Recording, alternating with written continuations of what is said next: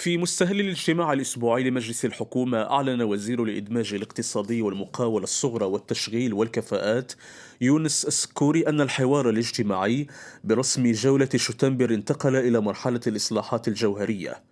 بالمناسبة، اطلع المجلس الحكومي على اتفاق دولي بين المملكة المغربية وجمهورية جيبوتي، إضافة لمشروع قانون يوافق بموجبه على الاتفاق المذكور، قدمهما وزير الخارجية ناصر بوريطة.